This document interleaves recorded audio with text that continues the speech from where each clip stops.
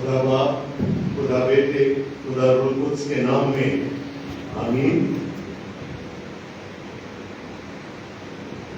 کلام مقدس میں سے ہم دیکھیں گے مقدس متی کا انجیلی بیان، اس کا 27واں باب اور اس کی 32ویں آیت سے لے کر ہم 46ویں آیت تک پڑھیں گے۔ انجیل کی تلاوت سننے کے لیے جماعت کھڑی ہو جائے۔ مقدس متی کا انجیلی بیان، اس کا 27واں باب اور اس کی 32ویں آیت سے لے کر 46ویں آیت تک ہم پڑھیں گے۔ جب باہر آئے تو انہوں نے شمعون نام ایک قرینی آدمی کو پا کر اسے بیگار میں پکڑا کہ اس کی صلیب اٹھائے، اور اس جگہ جو گلگتہ یعنی کھوپڑی کی جگہ کہلاتی ہے پہنچ کر پت ملی ہوئی میں اسے پینے کو دی، مگر اس نے چکھ کر پینا نہ چاہا۔ اور انہوں نے اسے مسلوب کیا اور اس کے کپڑے کرہ ڈال کر بانٹ دیے، اور وہاں بیٹھ کر اس کی نگہبانی کرنے لگے، اور اس کا الزام لکھ کر اس کے سر سے اوپر لگا دیا کہ یہ یہودیوں کا بادشاہ یسوع ہے۔ اس وقت اس کے ساتھ 2 ڈاکو مسلوب ہوئے، ایک دہنے اور ایک بائیں، اور راہ چلنے والے سر ہلا ہلا کر اس کو لان تان کرتے اور کہتے تھے، اے مقدس کے ڈھانے والے اور 3 دن میں بنانے والے، اپنے تئیں بچا، اگر تو خدا کا بیٹا ہے تو صلیب پر سے اتر آ۔ اسی طرح سردار کاہن بھی فقیہوں اور بزرگوں کے ساتھ مل کر ٹھٹھے سے کہتے تھے، اس نے اوروں کو بچایا، اپنے کہیں نہیں بچا سکتا، یہ تو اسرائیل کا بادشاہ ہے، اب صلیب پر سے اتر آئے تو ہم اس پر ایمان لائیں۔ اس نے جو خدا پر بھروسہ کیا، اگر وہ اسے چاہتا ہے تو اب اس کو چھڑا لے، کیونکہ اس نے کہا تھا میں خدا کا بیٹا ہوں۔ اسی طرح ڈاکو بھی جو اس کے ساتھ مسلوب ہوئے تھے اس پر لان تان کرتے تھے۔ اور دوپہر سے لے کر تیسرے پہر تک تمام ملک میں اندھیرا چھایا رہا، اور تیسرے پہر کے قریب یسوع نے بڑی آواز سے چلا کر کہا، ایلی ایلی لما شبقتنی، یعنی اے میرے خدا تو نے مجھے کیوں چھوڑ دیا۔ یہ ہمارے خدا یسوع مسیح کی انجیل ہے۔ اے مسیح تیری تعریف ہو، آمین۔ تشریف رکھے گا، ہم دعا کریں گے۔ قابل کا آسمانی باپ، جب ہم تیرے بیٹے کی صلیب پر اور اس کے دکھوں پر غور کرنے جا رہے ہیں تو درخواست کرتے ہیں کہ اے خداوند بخش دے کہ تیرے کلام کے وسیلہ سے اور تیرے پاک روح کے وسیلہ سے صلیب کی حقیقت کو جان سکے، اور یہ بھی جان سکے کہ اس کا ہماری زندگیوں میں کیا مقام ہونا چاہیے۔ تیرے بیٹے کی اس بڑی قربانی کے لیے جس کے وسیلہ سے آج ہم تیری حضوری میں ہیں، تیری شکر گزاری کرتے ہیں اور چاہتے ہیں کہ اے خداوند آج کا یہ دن ہم سب کے لیے باعث برکت ہو، ترقی اور تسلی کا باعث ہو، اور تیرا بیٹا اس کلام کے وسیلے سے جلال پائے، کیونکہ اسی کے قادر نام کے وسیلے سے یہ سب کچھ مانگ لیتے ہیں، آمین۔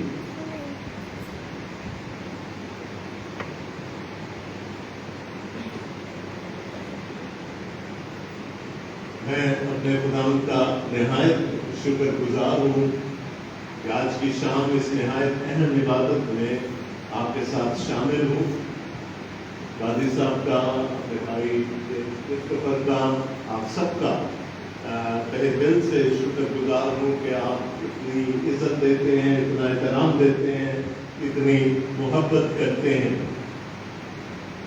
بھائی نے کہا کہ شاید میں ہر سال آتا ہوں، لیکن میں آج پولس رسول کی طرح جو انہوں نے فلپیوں کے خط میں فلپی کی کلیسیا کو کہا تھا، میں وہ آپ سے کہنے جا رہا ہوں، گلہ نہیں ہے، کہ میں خداوند کا شکر کرتا ہوں کہ آج بہت سالوں کے بعد میرے لیے تمہارا خیال سرسبز ہوا۔ آج کافی عرصے کے بعد اس کلیسیا میں آنے کا خداوند نے بدل دیا، اور یہاں آنا ہمیشہ میرے لیے باعث برکت ہوتا ہے۔ میں اپنے خاندان کے ساتھ مل کر آپ سب کی شکر گزاری کرتا ہوں۔ آج کا جو موضوع ہے وہ یسوع مسیح کا چوتھا صلیبی کلمہ ہے، جس کو عرف عام میں کلمہ جدائی کہا جاتا ہے۔ اور چونکہ مسیحی اعتقاد کے مطابق، مسیحی ایمان کے مطابق خداوند یسوع مسیح ہمارے گناہوں کو لے کر صلیب پر چڑھ گیا، تو سمجھا یہ جاتا ہے کہ پھر کچھ دیر کے لیے ایک عارضی جدائی باپ اور بیٹے میں آ گئی، کیونکہ باپ گناہ کو دیکھ نہیں سکتا، اور یوں باپ نے کچھ دیر کے لیے بیٹے سے آنکھیں پھیر لی اور یسوع کو داؤد کے الفاظ میں چلا کر یہ کہنا پڑا، ایلی ایلی لما شبقتنی، یعنی اے میرے خدا تو نے مجھے کیوں چھوڑ دیا۔ بہت سالوں سے ہم اس ترتیب کو فالو کرتے آ رہے ہیں، اور جیسا کہ میں نے کہا کہ اس کا نام بھی کلمہ جدائی ہے، لیکن ایک سوال آپ کے سامنے رکھنا چاہتا ہوں آج کی شام، کیا مقدس تثلیث تقسیم ہو سکتی ہے، چاہے عارضی طور پر ہی کیوں نہ صحیح؟ کیا ثالوث خدا میں دراڑ آ سکتی ہے؟ کیا وہ ایک دوسرے سے جدا ہو سکتے ہیں؟ میں یہ نہیں کہہ رہا کہ جو ہمیں سنایا جاتا رہا برسوں تک وہ غلط ہے، اس کا ایک بہت پاورفل سینس ہے، چونکہ وہ گناہ ہے بیچ میں، باپ اور بیٹے کے بیچ میں دنیا کا گناہ کھڑا ہوا ہے، اس لیے شاید جدائی ہو بھی سکتی تھی۔ لیکن کیا مقدس تثلیث ٹرینٹی، دی ہولی ٹرینٹی تقسیم ہو سکتی ہے؟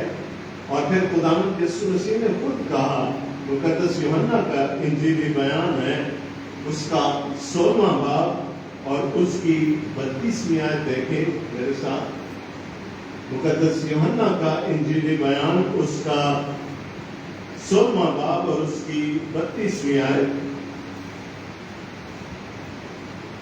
دیکھو وہ گھڑی آتی ہے، بلکہ آ پہنچی کہ تم سب پراگندہ ہو کر اپنے اپنے گھر کی راہ لو گے اور مجھے اکیلا چھوڑ دو گے، تو بھی میں اکیلا نہیں ہوں، کیونکہ باپ میرے۔ اگر میں یہ مان لوں کہ باپ اور بیٹے میں جدائی ہو گئی، تو پھر اس بات کی، خداوند یسوع مسیح کے اس مبارک قول کی نفی ہو جاتی۔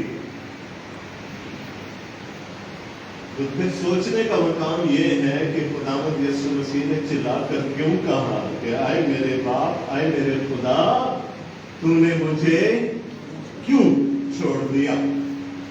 اور اس پر میں چاہوں گا کہ آج کی شام ہم تھوڑا سا غور کریں، اور اگر ہم اس کا سیاق و سباق، اس کلمے کا کانٹیکسٹ دیکھیں تو یہ بات ہماری سمجھ میں آ جائے گی۔ آپ سب جانتے ہیں 7 مسیحی کلمات ہیں، مقدس لوکا نے 3 درج کیے، 3 مقدس یوحنا نے درج کیے، اور متی اور مرکز نے ایک ہی کلمہ دونوں نے ہمارے سامنے رکھا، اور وہ یہی کلمہ ہے جس کو ہم کلمہ جدائی کہتے ہیں۔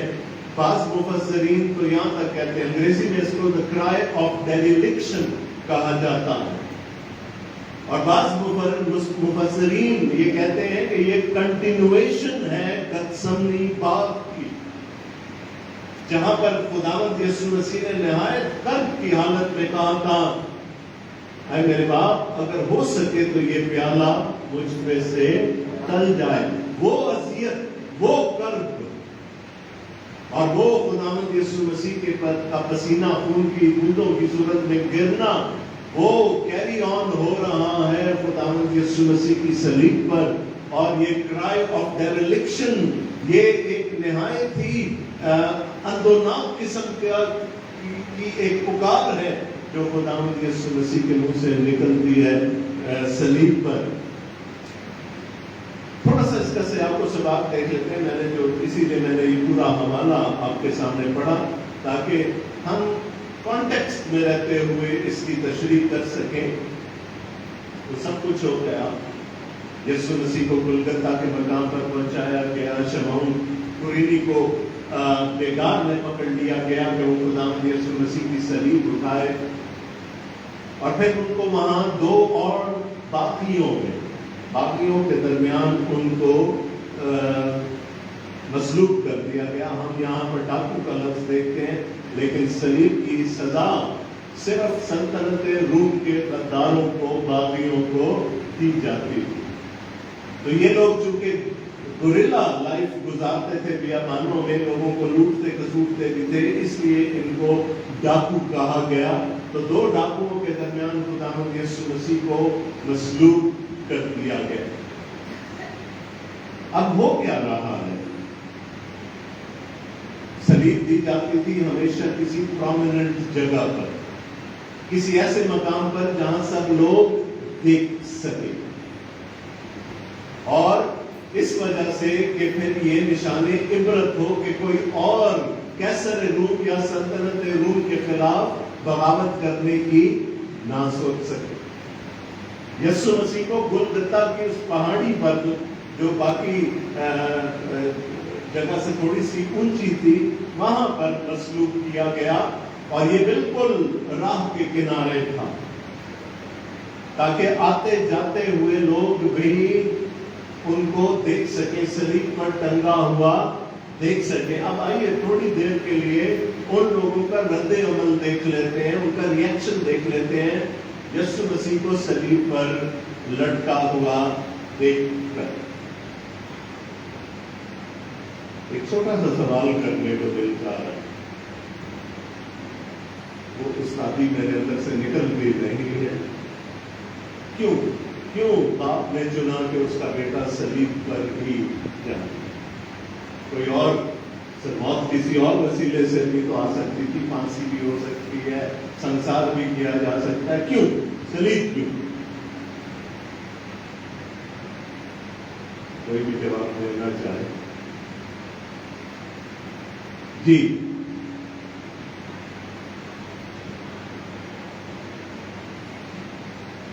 اچھا، اذیت ناک موت آپ یہ کہنا چاہ رہی ہیں؟ ٹھیک ہے، بالکل صحیح. اور کوئی خیال؟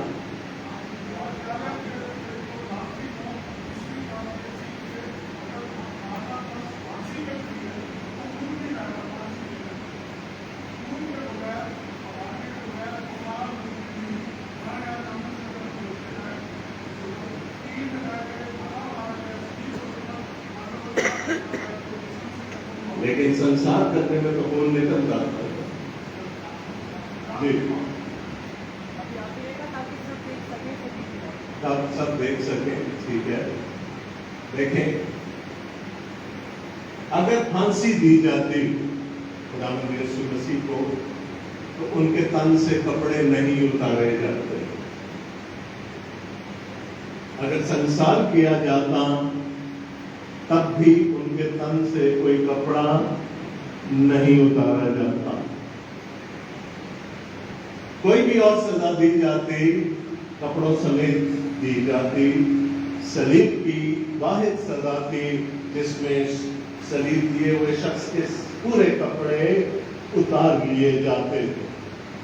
اور یسوع مسیح کو کس کے ساتھ آئیڈینٹیفائی کرنا تھا؟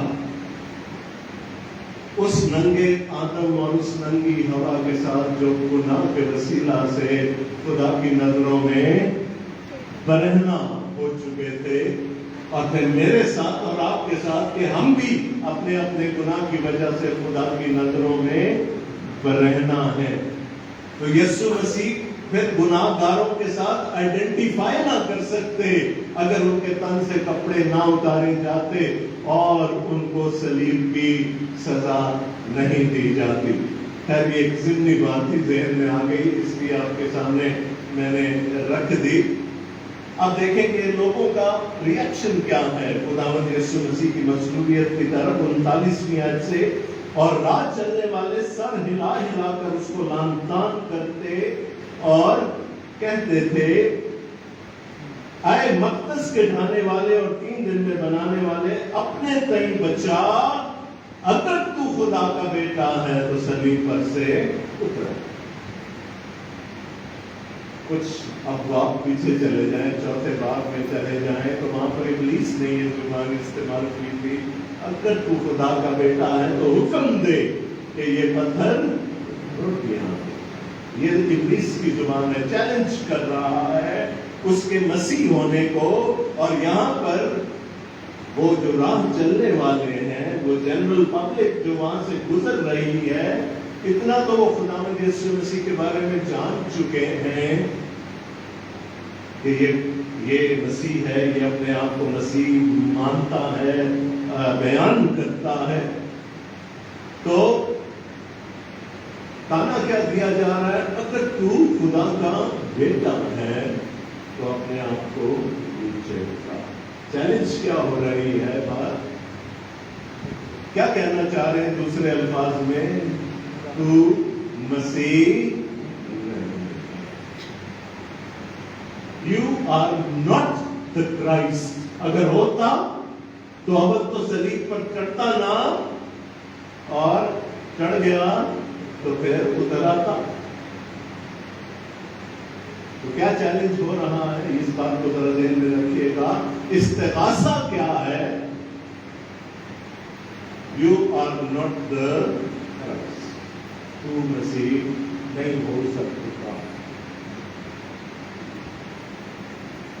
اب صرف لوگ ہی نہیں ہیں، 40ویں آیت سے دیکھیں، اسی طرح سردار کاہن بھی فقیہوں اور بزرگوں کے ساتھ مل کر ٹھٹھے سے کہتے تھے، اس نے اوروں کو بچایا، اپنے تئیں نہیں بچا سکتا۔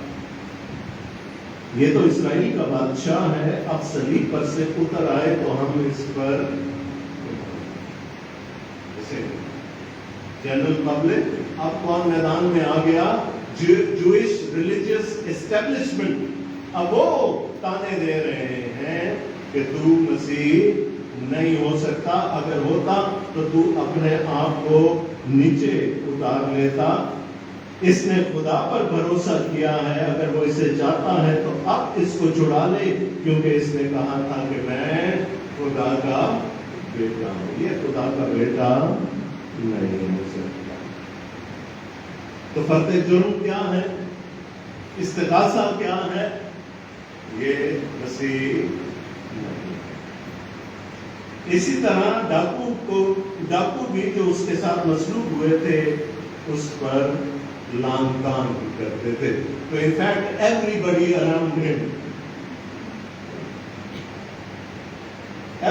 around him was taunting him۔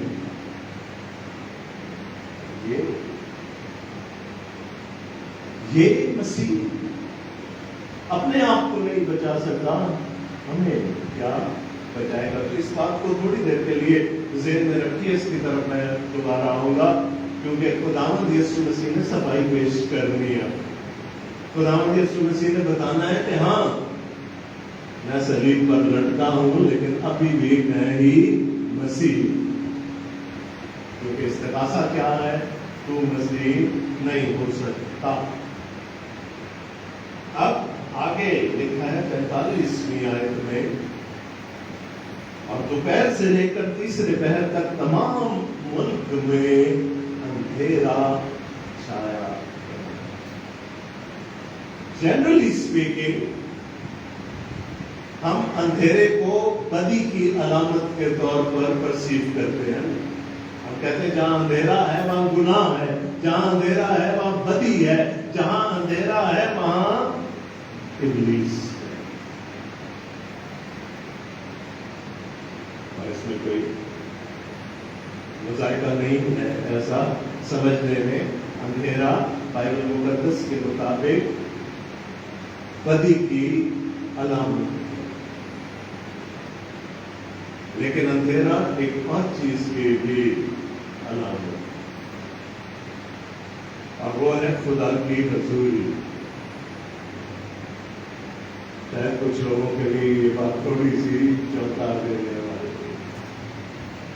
10ویں آفت کیا تھی مصریوں پر؟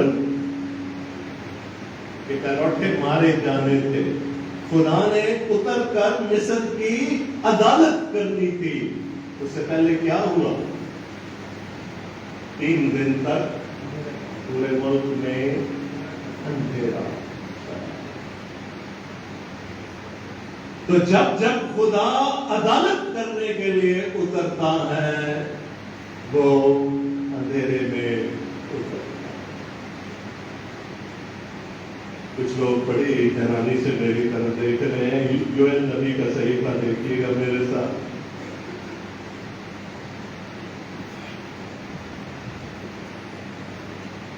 یوئیل نبی کا صحیفہ, اور ایسی میں سینکڑوں آیات آپ کو کلام میں سے دکھا سکتا ہوں.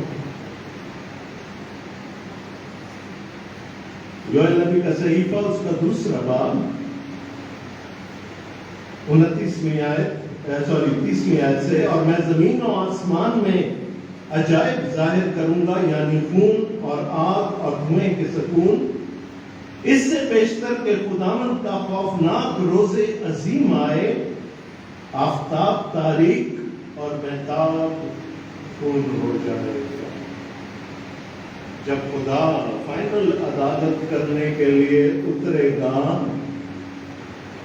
تو کیا ہوگا؟ پہلے اسے کیا ہوگا؟ آفتاب تاریک ہو جائے گا, روشنی نہیں رہے گی, اندھیرا ہو جائے گا. مکاشفہ کی کتاب پڑھ لیجیے, یہی مضمون آپ کو وہاں پر بھی نظر آئے گا. تو اندھیرا خدا کی ایبسنس کا نہیں, خدا کی موجودگی کی علامت ہے. لیکن کیسے؟ جب وہ عدالت کرنے کے لیے اترے گا. جب وہ عدالت کرنے کے لیے اترا, یا جب وہ عدالت کرنے کے لیے اترے گا, کیا ہو جائے گا؟ تاریکی چھا جائے گی. تو یہاں پر بھی تو عدالت ہونی ہے, کوہ کلوری پر بھی تو عدالت ہوگی. کس کی عدالت ہوگی؟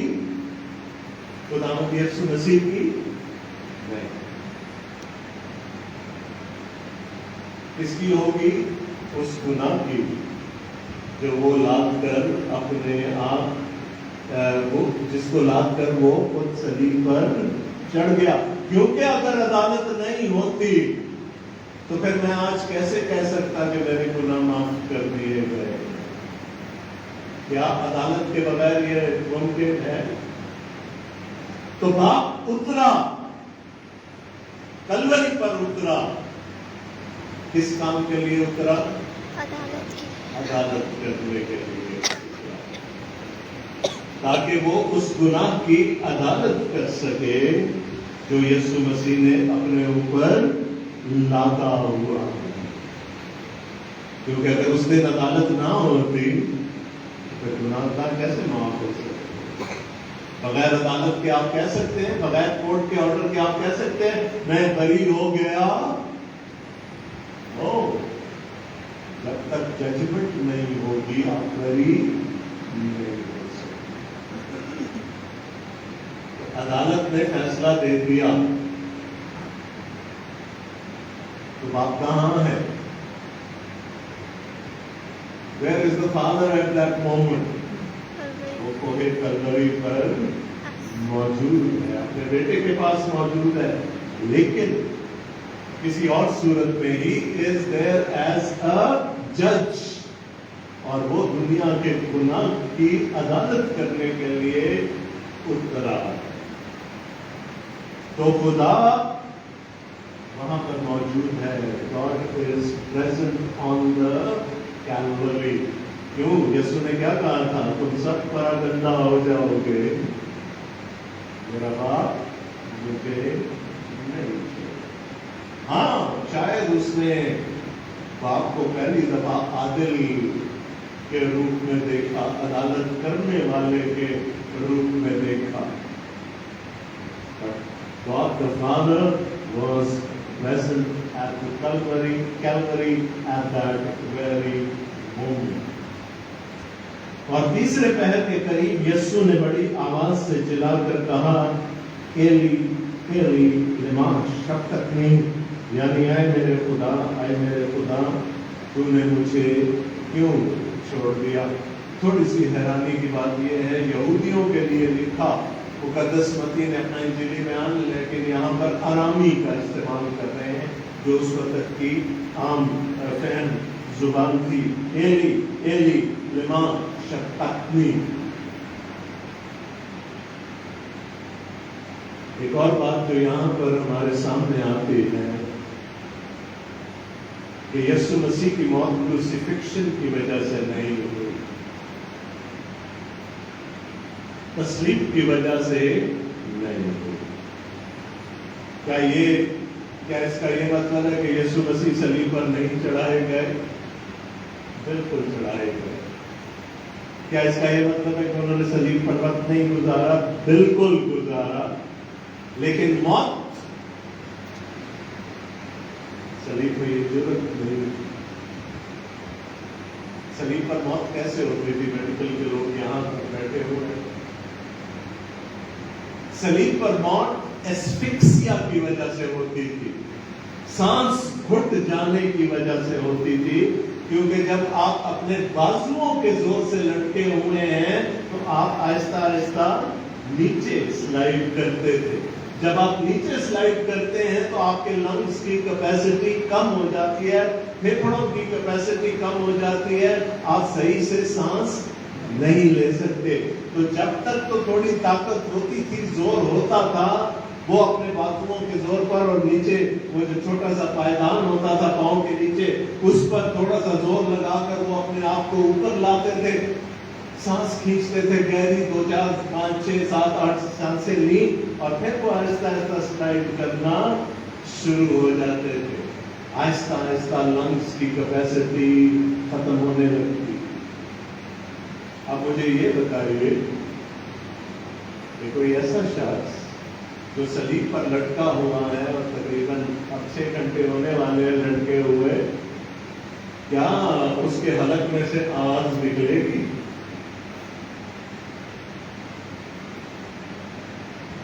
سانس نہیں ہے یا سانس کم ہو گئی ہے تو پھر آپ سرگوشی تو کر سکتے ہیں، چلا نہیں سکتے۔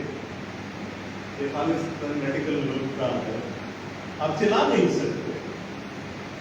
لیکن 2 جگہ مقدس متی زور دے کے کہہ رہے ہیں، اسے چلا کر کہا، اور پھر وہ کہتے ہیں اسے چلا کر اپنی جان دے دی۔ تو کیا مطلب ہے؟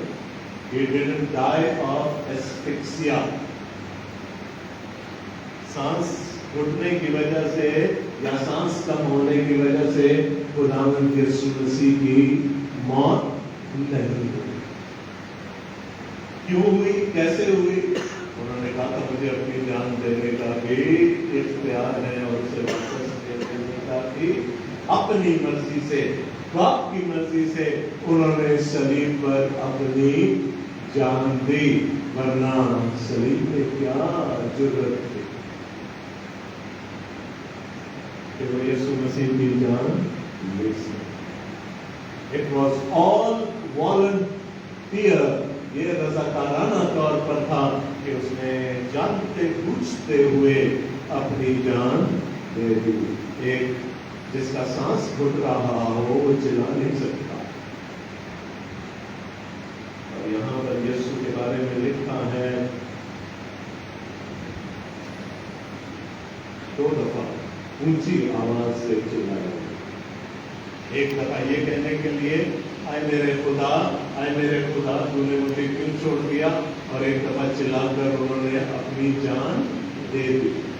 ہاں، یوحنا ہمیں یہ بتاتے ہیں انہوں نے یہ بھی کہا کہ میں پیاسا ہوں، اور لوکا ہمیں یہ بتاتے ہیں کہ انہوں نے اور بھی کلمات ادا کیے۔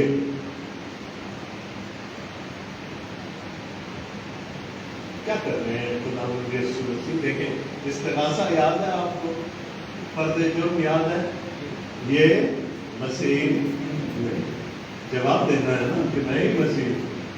تو کیا کہا؟ اے میرے خدا تو نے مجھے۔ اب جو مین کیریکٹرز ہیں الزام لگانے والے وہ کون ہیں؟ یہودی ہیں۔ راہ چلنے والے لوگ ہیں، سردار کاہن ہیں، فقی ہیں، فریسی ہیں، یہودی ہیں، خدا کے کلام سے بڑی اچھی طرح سے واقف ہیں۔ خداوند یسوع مسیح نے کہا کہ اگر یہ نہیں مانتے کہ میں مسیح ہوں تو جاؤ زبور 22 پڑھ لو، جس کی پہلی آیت کیا ہے؟ اے میرے خدا تو نے مجھے کیوں چھوڑ دیا؟ یہ کس نے کہا تھا؟ یہ کس نے کہا؟ داؤد نے۔ کون سا داؤد؟ خدا کا ممسوح، جو مسح کیا گیا تھا۔ چیلنج کیا ہے؟ یہ مسیح نہیں ہے، اس پر خدا کا مسح نہیں ہو سکتا۔ وہ مجھ سے پہلے بھی ایک تھا جس کو خدا نے مسح کیا تھا بنی اسرائیل کا بادشاہ بننے کے لیے۔ کیا ہوا اس کے ساتھ؟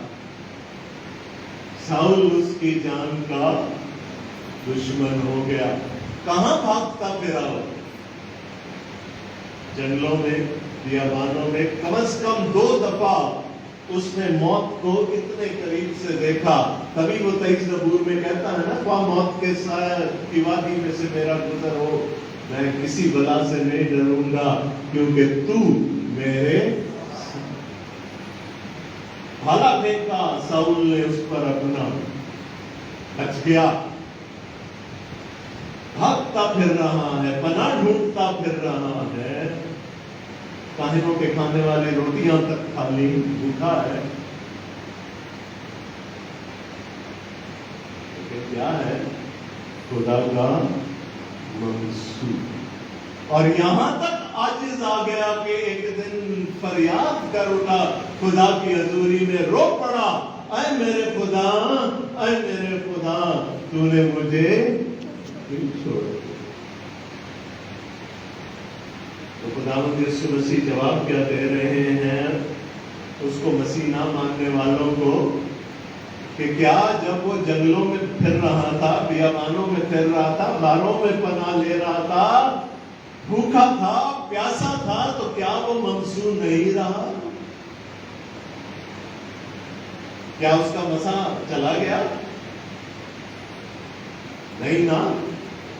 چاہے وہ جنگل میں ہے، بیابان میں ہے، غار میں ہے، کہیں بھی ہے تو خدا کا ممسوح۔ ایک دفعہ مسح ہو گیا تو وہ مسح تو کہیں نہیں جا سکتا۔ تو اس نے کہا جب تمہارا وہ بادشاہ جس کو تم سب سے بڑا بادشاہ مانتے ہو، وہ مسح ہونے کے بعد ان ساری حالتوں میں رہا، لیکن کیا رہا؟ اس کا مسح اپنی جگہ پر برقرار رہا۔ کہنے کا مقصد کیا ہے کہ اگر آج میں صلیب پر ہوں تو میرا مسح ختم ہو گیا۔ مماثلت ہے نا داؤد میں اور ابن داؤد میں۔ چیلنج کیا کر رہے ہیں خداوند یسوع مسیح کہ اگر آج میں صلیب پر لٹکا ہوں تو کیا تمہارے خیال میں مسیح نہیں ہوں؟ جس طرح تمہارا باپ داؤد مصیبتیں اٹھاتا رہا مسح میں ہونے کے باوجود، لیکن اس کا مسح برقرار رہا۔ میں اگر آج صلیب سے لٹکا ہوا ہوں تو میں آج بھی اس صلیب پر بھی میں مسیح ہوں۔ میں کل بھی مسیح تھا، اس وقت بھی مسیح ہوں، اور ابد تک مسیح رہوں۔ استغاثہ، جواب استغاثہ۔ استغاثہ کیا ہے؟ تو مسیح نہیں ہو سکتا۔ جواب کیا ہے؟ میں جس حالت میں بھی ہوں میں مسیح ہوں۔ میرا مسح کہیں نہیں گیا، جیسا داؤد کا مسح کہیں نہیں گیا۔ تو خداوند یسوع مسیح کو ان کو جواب دینا تھا، اے میرے خدا، اے میرے۔ یہ کس کی پکار تھی؟ یہ داؤد کی پکار تھی۔ اور داؤد چلا اٹھا کہ اے میرے خدا تو نے مجھے کیوں چھوڑ دیا, میرا مسیح کہاں گیا؟ لیکن وہی داؤد پھر بنی اسرائیل کا بادشاہ بن گیا. یسوع کیا کہہ رہے ہیں؟ میں یہاں پر آج بھی if I am dangling from the cross, I am still the Son of God, and I ever will be the Son of God. یہ ہو نہیں سکتا کہ میرا مسیح ہونا ختم ہو جائے. مقدس یوحنا, ایک بات کر کے میں ختم کروں گا اس کو.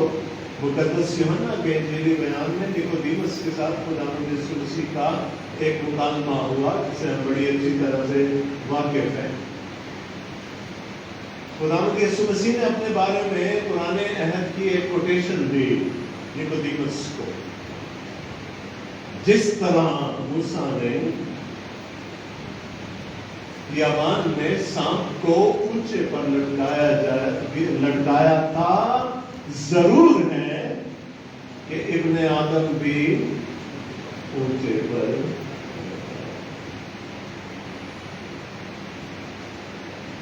اب وہ واقعہ ہمیں پتہ ہے گنتی کی کتاب کے 21ویں باب سے کہ کیا ہوا تھا. خدا نے تانبے کے رنگ کے فائر کلرڈ سرپنٹس سانپ چھوڑ دیے ان کے کہنے پر, جو نہایت زہریلے تھے, جس کو ڈستے تھے وہ مر جاتا تھا. جب مرنے لگے تو پھر موسیٰ کے پاس بھاگے کہ تو ہی اب کچھ کر. موسیٰ خداوند کے حضور گیا کہ معاف کر دے, اپنے لوگوں کی خطا معاف کر دے. اس نے کیا کہا, تو پیتل کا ایک سانپ بنا, برونز کلر ایک سانپ بنا, اس کو بلی پر لٹکا دے. جو اس سانپ کی طرف دیکھے گا کیا ہوگا؟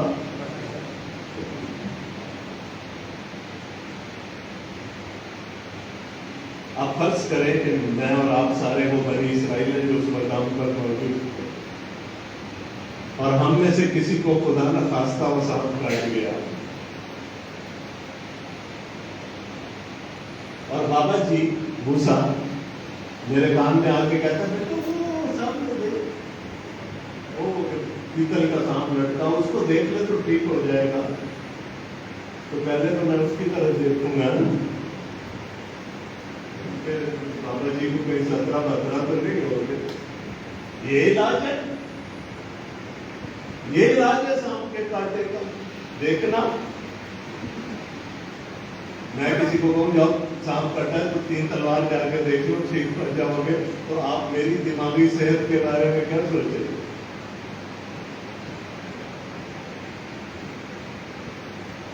لیکن جس نے شک کیا مر گیا, جس نے ایمان سے دیکھ لیا بچ گیا, کیونکہ یہ الہی انتظام تھا نجات کا. خدا کی طرف سے مقرر کردہ انتظام تھا نا. کہاں نہیں آئے گا؟ انسان کی عقل اسے قبول نہیں کرے گی. یسوع نے کہا جیسے موسیٰ نے بیابان میں سانپ کو اونچے پر لٹکایا تھا, ضرور ہے کہ ابن آدم بھی اونچے پر لٹکایا جائے. یسوع کو دیکھ کر بھی یقین نہیں آ رہا نا, صلیب پر لٹکے ہوئے برہنہ یسوع کو دیکھ کر بھی تو یقین نہیں آ رہا نا کہ یہ مسیح ہو سکتا ہے, یہ میرا نجات دہندہ ہو سکتا ہے, یہ مجھے بچا سکتا ہے. انسانی عقل نہیں تسلیم کرے. بتا کے دیکھیں کسی کو بات نہیں کرو. یہ ہو ہی نہیں سکتا کہ خدا کا نبی اس طرح سے مارا جائے. کیوں؟ انسانی عقل اس کو تسلیم. لیکن جو ایمان سے نگاہ کر گیا وہ بچ جائے گا. جو رد کر دے گا اس کے لیے کوئی ٹھکانہ نہیں ہے. یہ خدا کے کلام کا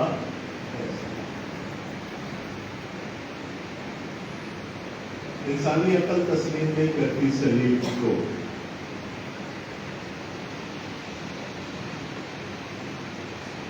यूनानियों की हिकमत ने भी उसको रद्द कर दिया, यहूदियों के ईमान ने भी उसको रद्द कर दिया, नहीं करती सलीब को तस्वीर।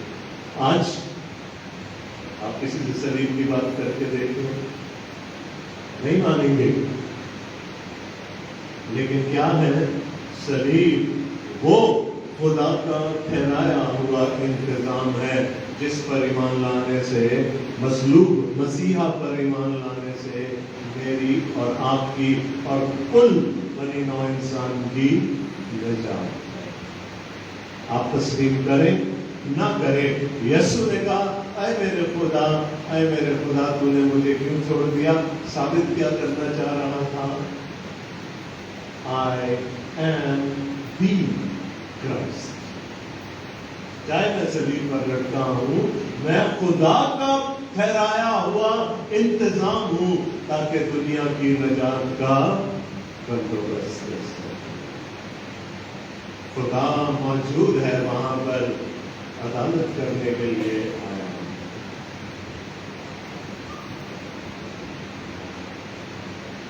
बेटे के साथ वहां मौजूद है।